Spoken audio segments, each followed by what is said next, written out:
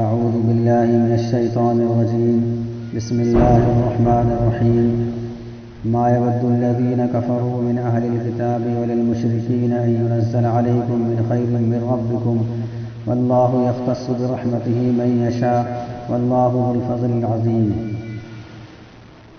اس سے پہلی آیت کے اندر یہودیوں کا آپ صلی اللہ علیہ وسلم کے ساتھ جو برتاؤ تھا وہ بیان کیا گیا تھا کہ یہودی آپ صلی اللہ علیہ وسلم کو ہمیشہ تکلیف پہنچانے کے در پہ رہا کرتے تھے، یہاں تک کہ انہوں نے ایک لفظ جو ان کی زبان میں برے معنی میں تھا اور عربی میں اس کے معنی اچھے تھے، تو بری نیت سے اس لفظ کو استعمال کرنا شروع کر دیا، اور جو مسلمان تھے انہوں نے خیال کیا کہ عربی زبان میں اس کے معنی اچھے ہیں، اس لفظ کو عربی زبان کا لفظ سمجھ کر استعمال کرنے لگے۔ اللہ تعالیٰ کی طرف سے حکم آ گیا کہ تم لوگ یہ لفظ استعمال نہ کرو، اس لیے کہ اس لفظ کو استعمال کرنے میں یہودیوں کی سازش پوری ہو رہی ہے اور ان کی منشا پوری ہو رہی ہے، اس لیے اس لفظ کو چھوڑ کر اس کے علاوہ دوسرا لفظ جس کے معنی بھی یہی ہیں اس کو استعمال کرو، اور دوسرے لفظ کو استعمال کرنے میں یہودیوں کی منشا پوری نہیں ہوگی، اور یہودی جس نیت سے لفظ کو استعمال کر رہے ہیں وہ مقصد ان کا پورا نہیں ہوگا۔ اس آیت کے اندر یہودیوں کا جو برتاؤ مسلمانوں کے ساتھ تھا وہ بیان کیا جا رہا ہے۔ مسلمانوں کے ساتھ برتاؤ یہ تھا کہ ظاہری طور پر تو خیر خواہی کرتے تھے اور ظاہری طور پر خیر خواہی کا دعویٰ بھی کرتے تھے کہ ہم بہت خیر خواہ ہیں تمہارے، بلکہ بسا اوقات یوں کہا کرتے تھے کہ ہم تو تمہارے بہت خیر خواہ ہیں، اگر ہم یہ چاہتے ہیں کہ تمہیں دین ہم سے بہتر ملے، اگر تمہارا دین ہم سے بہتر ہوتا تو ہم تمہارے دین کو اختیار کر لیتے، لیکن کیا کریں تمہارا دین ہمارے دین سے بہتر نہیں، تمہارا دین ہمارے دین سے بہتر نہیں ہے، اس وجہ سے ہم تمہارے دین کو اختیار نہیں کر رہے ہیں۔ اللہ تعالیٰ اس آیت کے اندر ان کی پول کھول رہے ہیں کہ یہ جو دعویٰ خیر کا کر رہے ہیں یہ جھوٹ ہے صرف، اور یہ تم لوگوں کو دھوکہ دینا ہے۔ ما يود الذين كفروا من اهل الكتاب ولا المشركين ان ينزل عليكم من خير من ربكم، اور کافر لوگ اور اہل کتاب اور مشرکین میں سے کافر لوگ نہیں چاہتے کہ تم پر تمہارے رب کی طرف سے کوئی خیر نازل ہو جائے، یعنی ان کی منشا یہ ہے کہ کوئی بھی خیر تم پر نازل نہ ہو، چونکہ یہودی تو یہ چاہتے تھے بلکہ ان کو انتظار تھا کہ نبی آئیں گے ہمارے خاندان میں اور نبی آگے دوسرے خاندان میں، جیسے ایک باپ کی دو اولاد ہو اور ایک اولاد کی جو نسل ہے اس میں فراوانی ہو، مال کی کثرت کی، مال کثرت سے اس میں ہو، تو اب یہ خاندان والے یہ اس لڑکے کی جو اولاد ہے یہ چاہتے ہیں کہ ہمارے ہی اندر یہ ساری چیزیں ہوں، خوبیاں ہوں، دوسرے کے اندر نہ ہو۔ تو چونکہ یہودیوں میں بلکہ بنی اسرائیل میں جتنے بھی نبی آئے ہیں، بنی اسرائیل میں ہی اکثر نبی آئے ہیں، حضرت یعقوب علیہ السلام کی اولاد میں ہی اکثر نبی آئے ہیں۔ حضرت ابراہیم علیہ السلام کے دو بیٹے تھے اسحاق اور اسماعیل، اسحاق کی اولاد ہے حضرت یعقوب علیہ السلام، اور حضرت یعقوب علیہ السلام ہی کا دوسرا نام ہے اسرائیل، اور ان کی اولاد کو بنی اسرائیل کہا جاتا ہے۔ تو بنی اسرائیل میں ہی اکثر انبیاء کرام آئے ہیں، موسیٰ علیہ السلام ہے اور ہارون علیہ السلام ہے، ایوب علیہ السلام ہے، اسی طریقے سے جتنے بھی انبیاء کرام آئے ہیں یعقوب علیہ السلام کے بعد میں سارے کے سارے بنی اسرائیل میں آئے ہیں۔ تو یہودیوں کو اس بات کا انتظار تھا کہ آخری نبی بھی ہمارے ہی خاندان میں آئیں گے، لیکن ہوا یہ کہ بنی اسماعیل میں آ گئے، وہ یعنی اسماعیل علیہ السلام کی اولاد میں سے آ گئے، گویا کہ چچا کی اولاد میں آ گئے، تو ان کو حسد ہوا۔ تو انتظار تو یہ تھا کہ ہمارے خاندان میں سے آئے لیکن آگے دوسرے خاندان میں، تو اب ان کو حسد ہو گیا، کہتے ہیں کہ ہم تمہارے خیر خواہ ہیں، لیکن یہ خیر خواہ نہیں ہے، بلکہ یہ تو چاہتے یہ تھے کہ نبی بھی ہمارے خاندان میں آتا، اور پہچاننے کے باوجود انکار کیا ہے. ایسا نہیں کہ غلط فہمی ہو گئی ہے یا علامت ان کی ظاہر نہیں ہوئی ہے، بلکہ علامتوں سے پہچان کر پھر انکار کیا ہے. اور ساتھ میں مشرکین کا بھی ذکر کر دیا تاکہ مضمون اور زیادہ پختہ ہو جائے، مؤکد ہو جائے. اہل کتاب اور مشرکین میں سے کافر لوگ نہیں چاہتے کہ تم پر تمہارے رب کی طرف سے کوئی خیر نازل ہو جائے. یہاں پر خیر سے مراد نبوت ہے، یعنی وہ چاہتے ہی نہیں ہے تمہارے اندر کوئی نبوت آ جائے. واللہ یختص برحمتہ من یشاء، اور اللہ تعالیٰ اپنی رحمت کے ساتھ جس کو چاہتے ہیں خاص کر لیتے ہیں. یہ نبوت کا تعلق یہ اللہ تعالیٰ کے اختیار میں ہے، اللہ تعالیٰ کی قدرت میں ہے. تمہارے چاہنے سے کچھ نہیں ہوگا، کوئی کتنا ہی چاہتا رہے، اللہ تعالیٰ نہ چاہے تو کچھ بھی نہیں ہو سکتا ہے. واللہ ذو الفضل العظیم، اور اللہ تعالیٰ بڑے فضل والے ہیں. ما ننسخ من آیۃ او ننسها نأتی بخیر منها او مثلها الم تعلم ان اللہ علی کل شیء قدیر. اچھا، پچھلی آیت سے یہ بھی معلوم ہو گیا کہ کفار کے دھوکے میں نہیں آنا چاہیے. کفار ظاہری طور پر کتنا ہی خیر خواہی کا جذبہ دکھائیں، لیکن ان کی خیر خواہی کے جذبے سے متاثر نہیں ہونا چاہیے، اس لیے کہ وہ دشمن ہیں، دشمن رہیں گے. ایسا نہیں ہے کہ وہ ہم سے دلی دوستی کر لیں گے، اس لیے ہمیں بھی ان سے دلی دوستی نہیں کرنی چاہیے. دیکھیے، ایک تو ہے اخلاق، اچھے اخلاق سے پیش آنا، یہ الگ بات رہی، لیکن ایسی دلی دوستی کر لینا کہ اپنی شریعت کو پامال کر دیا جائے، اپنی شریعت کو چھوڑ دیا جائے، یہ ہے غلط. یہ ہے دلی دوستی کہ ان کی دوستی میں آ کر نمازیں بھی قربان ہو رہی ہیں، ان کی دوستی میں آ کر ان کی پارٹی میں شرکت کر کے اپنے دین کو قربان کیا جا رہا ہے. یہ ہے دلی دوستی. ایسی دوستی نہیں کرنی چاہیے کسی سے بھی. ما ننسخ من آیت او ننسها نأتی بخیر منها او مثلها، جو آیت ہم منسوخ کرتے ہیں یا ہم اس کو بھلا دیتے ہیں تو ہم اس سے بہتر لے آتے ہیں یا اس جیسی آیت لے آتے ہیں. اس آیت کو بہت زیادہ سمجھنے کی ضرورت ہے. یہ آیت جب یہودیوں نے دیکھا، اصل میں پہلے حکم ملا تھا نماز پڑھنے کا بیت المقدس کی طرف، بیت المقدس کی طرف رخ کر کے نماز پڑھتے تھے. سب سے پہلے تو حکم یہی تھا، یعنی خانہ کعبہ کی طرف رخ کر کے نماز پڑھتے تھے. لیکن جب آپ صلی اللہ علیہ وسلم مدینہ تشریف لے آئے تو بیت المقدس کی طرف رخ کر کے آپ صلی اللہ علیہ وسلم نے نماز پڑھی ہے 16-17 مہینے. اس کے بعد وہ حکم نازل ہو گیا کہ اب بیت اللہ ہی کو اپنا کعبہ بنا لو. اب یہودیوں نے اعتراض کرنا شروع کر دیا کہ یہ کیسا دین ہے، اگر یہ اللہ کی طرف سے دین ہے تو اس میں تبدیلی کیوں ہو رہی ہے، کبھی کوئی حکم کبھی کوئی حکم. ایسا لگ رہا ہے کہ محمد اپنی طرف سے گھڑ رہے ہیں، نعوذ باللہ من ذالک. تو اس کا یہاں جواب ہے کہ جو بھی آیت ہم منسوخ کرتے ہیں اس سے بہتر ہم آیت لے آتے ہیں. یہ ہماری حکمت ہے. دیکھیے، نسخ کے معنی آتے ہیں مٹانا، ختم کر دینا. یعنی اگر ہم کسی حکم کو مٹا دیتے ہیں، ختم کر دیتے ہیں، تو ہم اس سے بہتر آیت لے آتے ہیں، اس سے بہتر ہم حکم لے آتے ہیں. اب نسخ جو ہوتا ہے وہ دنیا میں بھی ہوتا ہے. مثال کے طور پر کسی شخص نے کسی کام کا حکم دیا، بعد میں اس کو منع کر دیتا ہے. تو نسخ کی 3 صورتیں ہوتی ہیں. نسخ کی 3 صورتیں ہوتی ہیں. پہلی صورت تو یہ ہے کہ آدمی غلط فہمی کی بنیاد پر کوئی حکم کرے اور بعد میں اس کو منع کر دے. یعنی پہلے کوئی حکم دیا تھا، بعد میں اس کو معلوم ہو گیا کہ میں نے جو حکم دیا تھا وہ غلط تھا. تو یہ اللہ تعالیٰ کی شان میں یعنی یہ نسخ نہیں چل سکتا ہے.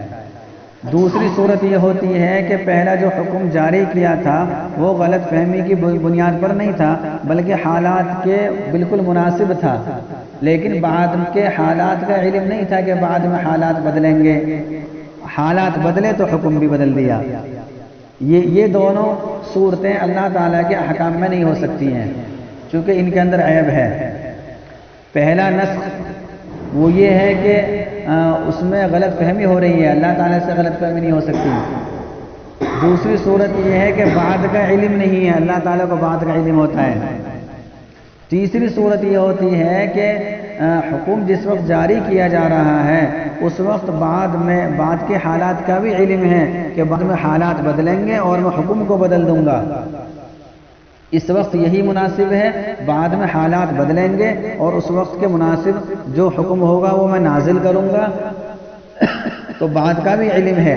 یہ صورت اللہ تعالیٰ کی شان میں ہو سکتی ہے، بلکہ یہی ہے۔ تو نسخ کی یہی صورت احکام میں چلتی ہے اور یہ دنیا میں بھی ہوتا ہے۔ پہلی دو صورتیں بھی ہوتی ہیں، تیسری صورت بھی ہوتی ہے۔ کوئی جب ماہر ڈاکٹر ہوتا ہے اس کو معلوم ہوتا ہے کہ مریض جو بیمار ہے اس کی حالت 2 روز کی دوا کے بعد بدلے گی۔ اب 2 دن کی دوا دیتا ہے، 2 دن کے بعد وہ چینج کرتا ہے دوا۔ حالانکہ اگر وہ چاہتا تو پہلے دن ہی پٹلیاں باندھ کر دے دیتا کہ 2 دن تک یہ دوا کھانا، 2 دن کے بعد یہ والی دوا کھانا اور 3 دن کے بعد 1 ہفتے یہ دوا کھانی ہے۔ اس طریقے سے وہ دے دیتا، لیکن وہ نہیں کرتا ہے۔ اس لیے نہیں کرتا ہے تاکہ مریض پریشان نہ ہو جائے، وہ بھول جائے گا، اسے پتہ نہیں چلے گا کہ کون سی دوا کس وقت بتائی ہے اور کیسے کیسے کرنی ہے مجھے۔ تو یہ 3 صورتیں ہو سکتی ہیں نسخ کی، لیکن پہلی 2 صورتیں اللہ تعالیٰ کے احکام میں نہیں چلتی ہیں۔ تیسری صورت ہوتی ہے کہ اللہ تعالیٰ کو پہلے سے ہی معلوم ہے، آئندہ کے حالات کا علم ہے اور وہ آئندہ حالات بدلے، اللہ تعالیٰ نے حکم کو بدل دیا۔ تو یہ کوئی عیب کی بات نہیں ہے اور یہ ہر شریعت میں چلتا ہے۔ پہلی شریعت کے بعد میں جب دوسری شریعت آتی ہے تو پہلی شریعت منسوخ ہو جاتی ہے، اس پر عمل نہیں کیا جاتا۔ اگر کوئی کرتا ہے تو وہ غلط کرتا ہے۔ دیکھیے اصل جو احکام ہیں، جو اصول ہیں، اصول بولتے ہیں، مثلا توحید ہے، رسالت ہے، وقوع قیامت ہے، تو یہ تو احکام ایسے ہیں، یہ تو ہر شریعت میں مشترک رہے ہیں۔ ہر شریعت میں یہ تھا اللہ کی بات مان لو، اللہ کو ایک مان لو، توحید کا یعنی توحید کا حکم تھا، قیامت کا عقیدہ تھا کہ قیامت آئے گی، رسالت کو مان لو، رسول کو مان لو۔ یہ سارے کے سارے جو اصول ہیں یہ ہر شریعت میں مشترک رہے ہیں، لیکن فروعی جو احکام ہیں یہ ہر شریعت میں بدلتے رہے ہیں۔ موسیٰ علیہ السلام کی شریعت گئی، عیسیٰ علیہ السلام کی شریعت آئی تو بہت سے احکام بدل دیے۔ اسی طریقے سے عیسیٰ علیہ السلام کی شریعت گئی، آپ صلی اللہ علیہ وسلم کی شریعت آئی تو بہت سے احکام بدل گئے۔ اور ایک ہی شریعت میں بعض احکام کو بعد میں بدل دیا جاتا ہے۔ کبھی کبھی تو ایسا ہوتا ہے کہ آیت کو منسوخ کر دیا جاتا ہے، حکم باقی رہتا ہے۔ یعنی قرآن کریم میں وہ آیت نہیں ہے، آیت کو بدل دیا، یعنی آیت کو منسوخ کر دیا، تلاوت منسوخ ہو گئی۔ مثال کے طور پر ایک آیت تھی پہلے تھی ایک آیت رجم کے بارے میں، یعنی اگر کوئی شادی شدہ زنا کر لے تو اس کو سنسار کیا جائے گا، پتھروں سے مارا جائے گا۔ یہ حکم اب بھی ہے۔ اگر اسلامی حکومت ہو اور کوئی ایسا کر لے تو یہ حکم نافذ ہوگا۔ اللہ کے نبی صلی اللہ علیہ وسلم نے اس حکم کو نافذ کیا ہے، اور یہ الفاظ تھے الشیخ والشیخۃ اذا زنیا فرجموہما، کہ اگر کوئی شادی شدہ مرد و عورت زنا کر لے تو اس کی سزا ہے سنسار کرنا۔ یہ آیت تھی قرآن کریم میں، لیکن یہ منسوخ التلاوت ہے، اس کی تلاوت منسوخ ہوگی لیکن حکم باقی ہے۔ جب تلاوت منسوخ ہو گئی تو اب قرآن کریم میں نہیں ہے۔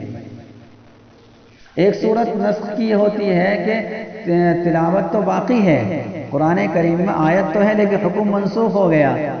مثال کے طور پر متاعا الی الحول غیر اخراج، یہ دوسرے پارے کی آیت ہے، اس کے اندر حکم یہ بیان کیا گیا ہے، یعنی پہلے حکم یہ تھا کہ اگر کوئی آدمی اپنی بیوی کو چھوڑ کر مر جاتا ہے تو عورت کی عدت 1 سال ہے، عورت کی عدت 1 سال ہے، لیکن بعد میں حکم آ گیا کہ اب 1 سال نہیں 4 مہینے 10 دن ہے۔ تو دیکھیے وہ حکم یعنی حکم منسوخ ہو گیا، تلاوت باقی ہے اور قرآن کریم میں ہے۔ بعض مرتبہ ایسا ہوتا ہے کہ حکم بھی منسوخ ہو گیا، تلاوت بھی منسوخ ہو گئی اور ذہنوں سے بھی اللہ تعالیٰ نے اس کو بھلا دیا۔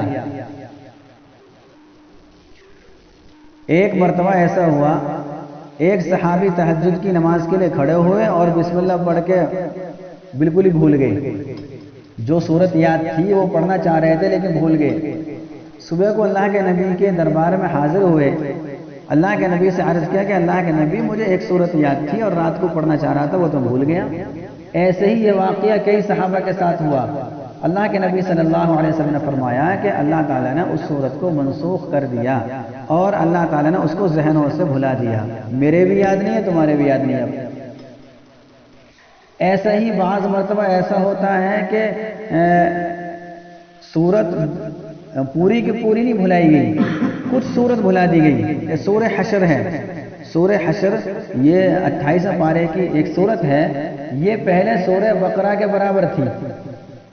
اب دیکھیں کتنی سی ہے، 2-3 صفحے کی. یہ صرف ساری کی ساری بھلا دی، ذہنوں سے بھلا دی. کیا الفاظ تھے معلوم نہیں. تو یہ اللہ تعالیٰ کی حکمتیں ہیں، اس میں اعتراض نہیں کرنا چاہیے. اعتراض کرنے والا اپنا خود گمراہ ہے. کوئی یہ کہے کہ اللہ تعالیٰ کا حکم ہے، اللہ تعالیٰ کو پہلے سے ہی معلوم ہے، تو پہلے سے ہی کیوں ایسا نازل نہیں کر دیا اس نے قرآن کریم کے، اس میں تبدیلی نہ ہو. ارے اللہ تعالیٰ کا کلام ہے، وہ جیسے چاہے کرے، ہمیں اس سے کیا لینا. اور پھر اللہ تعالیٰ آگے کہہ رہے ہیں کہ الم تعلم ان اللہ علی کل شیء قدیر، کہ اللہ تعالیٰ ہر چیز پر قادر ہے. تمہیں معلوم نہیں؟ وہ اس پر بھی قادر ہے کہ بعض آیتوں کو ذہنوں سے فراموش کر دے، بھلا دے. وہ اس پر بھی قادر ہے کہ حکم کو منسوخ کر دے، تلاوت کو باقی رکھے. وہ اس کا الٹا کرنے پر بھی قادر ہے. تو پھر اعتراض کرنے کی کیا ضرورت ہے. اور پھر یہ تو ہمارے حکموں میں بھی تو ہوتا ہے.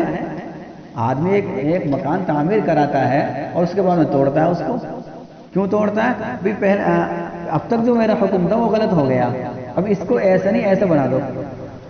ہوتا نہیں ہوتا ہے. یا کسی سے کسی کام کے لیے کہا اور فوراً فون کر کے کہہ رہے ہیں کہ بھئی تم یہ کام مت کرنا، مجھے حکم دینے میں غلطی ہو گئی تھی. تو انسان کے احکام میں غلطی ہوتی ہے، لیکن اللہ تعالیٰ کے احکام میں غلطی نہیں ہوتی ہے. تو جیسا ماہر طبیب ہوتا ہے اور وہ دوا جب تجویز کرتا ہے اس کو پہلے سے ہی معلوم ہوتا ہے. تو اس آیت کا مطلب یہی ہے کہ جب تحویل قبلہ کا حکم ہوا، قبلے کو بدلنے کا حکم ہوا، تو ان لوگوں کو اعتراض ہوا تھا. تو اس اعتراض کا جواب ہے ما ننسخ من آیت او ننسها نأتی بخیر منها، جو آیت ہم منسوخ کرتے ہیں یا ہم اس کو بھلا دیتے ہیں تو ہم اس سے بہتر لے آتے ہیں یا اس جیسی لے آتے ہیں. یعنی ثواب کے اعتبار سے یا تو بہتر ہوتی ہے یا اسی جیسی ثواب کے اعتبار سے ہوتی ہے. تو پھر تمہیں کیا اعتراض ہے؟ الم تعلم ان اللہ علی کل شیء قدیر، اے مخاطب کیا تو نہیں جانتا کہ اللہ تعالیٰ ہر چیز پر قادر ہے؟ جب وہ ہر چیز پر قادر ہے تو وہ آیتوں کو بدلنے پر بھی قادر ہے، حکم کو بدلنے پر بھی قادر ہے. تو یہ اس کا کلام ہے. جب اس کا کلام ہے، اپنے کلام کو ہر آدمی بدلنے پر قادر ہے، تو اللہ تعالیٰ تو سب چیز پر قادر ہے. الم تعلم ان اللہ لہ ملک السماوات والارض، اور اے مخاطب کیا تو نہیں جانتا کہ اللہ تعالیٰ ہی کے لیے ہے تمام آسمان و زمین کی حکومت. تو اللہ تعالیٰ ہی کی جب حکومت چل رہی ہے تو تم کون ہوتے ہوئے اعتراض کرنے والے؟ کسی کی حکومت میں بولنے کا کسی کو حق ہے ہی نہیں. دنیا کا بادشاہ بھی نہیں چاہتا کہ میری حکومت پر کوئی اعتراض کرے. اگر کوئی اعتراض کرتا ہے آج کے دور میں تو اس کو سخت سے سخت سزا دی جاتی ہے اگر کوئی سامنے اعتراض کرے. ورنہ ہمارا ہندوستان تو ایسا ہے، کوئی بھی کچھ بھی کہہ دیتا ہے، لیکن کسی کی ہمت یہ نہیں ہوتی کہ وہاں جا کر کہہ دے. ذرا اس کے سامنے کوئی کہہ کے دکھا دے، پتہ چل جائے گا. پیچھے بولنے سے کیا سب بولتے ہیں. چینٹی بھی اپنے گھر میں شعر بنتی ہے. وَمَا لَكُم مِّن دُونِ اللَّهِ مِن وَلِيٍّ وَلَا نَصِيرٍ، اور تمہارا اللہ تعالیٰ کے علاوہ نہ تو کوئی مددگار ہے اور نہ ہی دوست ہے. تو پتہ چلا اللہ تعالیٰ تمہارا دوست ہے، اور دوست جو حکم دیتا ہے وہ مصلحت کے خلاف نہیں دیتا، اور مددگار بھی ہے. تو جو حکم وہ دے رہا ہے اس پر عمل کرنے میں وہ مدد کرے گا تمہاری. تو ایسا نہیں کہ کوئی مشکل حکم آ گیا، اگر مشکل بھی ہے کوئی بات نہیں، اللہ تعالیٰ مدد کرے گا. ام تريدون ان تسألوا رسولكم كما سئل موسى من قبل ومن يتبدل الكفر بالإيمان فقد ضل سواء السبيل، کیا تم لوگ چاہتے ہو کہ تم لوگ اپنے رسول سے ایسے ہی سوالات کرو جیسا کہ اس سے پہلے موسیٰ علیہ السلام سے سوالات کیے گئے. اصل میں یہودی حضرات کیا کرتے تھے، یہودی یہ کیا کرتے تھے کہ مسلمانوں کے ذہنوں میں طرح طرح کے شبہات پیدا کیا کرتے تھے، اور یہ کہا کرتے تھے کہ نبی سے یہ سوال کرو، نبی سے یہ سوال کرو، بیجا سوالات. اور مسلمان آپ صلی اللہ علیہ وسلم سے آ کر سوالات کرتے تھے کہ علماء یہود یہودی علماء اس طریقے سے معلوم کر رہے ہیں۔ تو اس آیت کے اندر بتا دیا کہ ضرورت کے سوالات تو کر سکتے ہیں لیکن بیجا سوال نہیں، جس کا کوئی فائدہ ہی نہیں۔ ایک موقع پر اللہ کے نبی صلی اللہ علیہ وسلم نے حکم دیا کہ حج کر لیا کرو، تو ایک صحابی کھڑے ہوئے اور فرمایا کیا ہم ہر سال حج کریں؟ اللہ کے نبی خاموش رہے۔ پھر اس نے دوبارہ سوال کیا، تیسرا سوال کیا، تیسری مرتبہ کے بعد اللہ کے نبی صلی اللہ علیہ وسلم نے فرمایا کہ اگر میں تمہارے سوال کے جواب میں ہاں کہہ دیتا تو ہر سال حج کرنا فرض ہو جاتا، تو اس لیے زیادہ سوالات مت کیا کرو، جتنا حکم دوں اتنا عمل کر لیا کرو بس۔ اور پہلی امتیں زیادہ سوالات کی بنیاد پر ہی ہلاک ہوئی ہیں، تو اس لیے زیادہ سوال نہیں کرنے چاہیے۔ اسی طریقے سے اب ہمیں بھی یہ حکم ملا ہے کہ ضرورت کے سوالات تو کرنے کی اجازت ہے، لیکن بیجا سوالات معلوم ہے پہلے سے، یقینی طور پر معلوم ہے، پھر سوال کر رہے ہیں الجھانے کے لیے یا دوسرے کا امتحان لینے کے لیے، آزمائش کرنے کے لیے کہ دیکھیں یہ کتنے پانی میں ہیں، دیکھیں یہ مفتی صاحب یا مولوی صاحب یا عالم صاحب یا فلاں یہ کتنے پانی میں ہے، یا اس کو کتنی جانکاری ہے، کیونکہ ہمیں تو فلاں مفتی صاحب نے ایسا مسئلہ بتا رکھا ہے، پہلے سے ذہن میں ہے، پھر اس سے معلوم کر رہے ہیں، یہ غلط ہے۔ حضرت مفتی سعید صاحب رحمۃ اللہ علیہ فرمایا کرتے تھے کہ بعض مرتبہ لوگ سوال کرتے ہیں، جانکاری پہلے سے ہوتی ہے، جانکاری پہلے سے ہوتی ہے، پھر سوالات کرتے ہیں یہ دیکھنے کے لیے کون سا مفتی ٹھیک ہے اور کون سا ٹھیک ہوگا، جو اس کے ذہن کے مطابق مسئلہ بتایا وہ ٹھیک ہوگا، وہی ٹھیک ہوگا، دوسرا ٹھیک نہیں ہو سکتا ہے، چاہے بخاری پڑھا رہا ہو اپنے مدرسے میں، اور بخاری سب سے بڑی کتاب ہے اور ہر کسی کو نہیں ملتی ہے یہ۔ مفتی سعید صاحب رحمۃ اللہ علیہ بخاری پڑھایا کرتے تھے، دارالعلوم جیسے ادارے میں بخاری پڑھانا کیا، وہاں تو ابتدائی درجات پڑھانا ہی بہت بڑی بات ہے، وہ حضرت بخاری پڑھایا کرتے تھے۔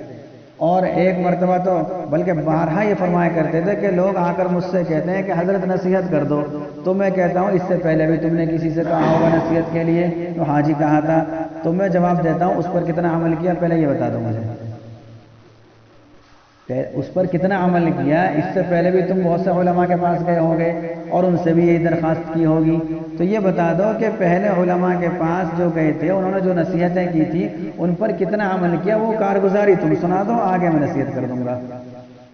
پھر ڈانٹا کرتے تھے کہ یہ کیا طریقہ بنا رکھا، نصیحت کر دو نصیحت کر دو، ارے تمہیں معلوم نہیں کہ نماز پڑھنا فرض ہے، تمہیں معلوم نہیں کہ روزہ رکھنا فرض ہے، تمہیں معلوم نہیں کہ اچھے طریقے سے پیش آنا فرض ہے، تمہیں کیا معلوم نہیں ہے، بس وقت گزاری کے لیے سوالات کیے جاتے ہیں کہ وقت گزر جائے گا۔ تو اس لیے کثرت سوالات سے بچنا چاہیے، پہلی امتیں اسی وجہ سے ہلاک ہوئی ہیں، اور کثرت سوالات کی وجہ سے احکام میں مشقت بھی آ جاتی ہے۔ جیسے بنی اسرائیل کو کہا گیا تھا کہ تم گائے کو ذبح کرو، اگر وہ گائے کو ذبح کر دیتے تو کوئی مسئلہ تھا ہی نہیں، لیکن کیسے کیسے سوالات کیے، گائے کا رنگ کیسا ہو، جوان ہو بوڑھی ہو، اور کھیت میں اس نے کام کیا ہو یا نہیں کیا ہو، جیسے جیسے سوالات آدمی کرتا رہتا ہے جواب آتا رہتا ہے اور حکم میں مشقت پیدا ہوتی رہتی ہے، سختی پیدا ہوتی رہتی ہے۔ اس لیے سوالات کثرت سے نہیں کرنے چاہیے، ہاں ضرورت کے سوال کرنے چاہیے، ایسا نہیں کہ بالکل ہی بولنا ہی چھوڑ دیں کہ اب کچھ کہنا ہی نہیں ہے، سمجھ میں آئے یا نہ آئے، نہیں، جو سمجھنے کی چیز ہے اس کو سمجھنا چاہیے، صحیح نیت سے سمجھنا چاہیے کہ جو یہ سمجھا دے گا وہ میں سمجھوں گا۔ وَمَن يَتَبَدَّلِ الْكُفْرَ بِالْإِيمَانِ فَقَدْ ضَلَّ سَوَاءَ السَّبِيلِ، اور جو شخص ایمان کے بدلے میں کفر کو اختیار کرتا ہے تو وہ سیدھے راستے سے دور بھٹک گیا۔ اگر کوئی ایسے سوالات کرے کفر کی بنیاد پر، جیسا کہ آج کل لوگ سوشل میڈیا پر چھا رہے ہیں اور طرح طرح کے اعتراضات کر رہے ہیں کہ قرآن کریم کی آیتوں کو نکال دو، یہ طرح طرح کے اعتراضات ہی تو ہیں، یہ کفر کی بنیاد پر ہو رہے ہیں۔ اگر کوئی ایسا اعتراض کرتا ہے قرآن کریم پر یا قرآن کریم یا شریعت کے کسی حکم پر، تو وہ گمراہ ہو گیا، وہ کافر ہو گیا، اس کا ایمان سے کوئی تعلق ہی نہیں ہے۔ اللہ تعالی ہم سب کو ان تمام باتوں پر عمل کرنے کی توفیق نصیب فرمائے۔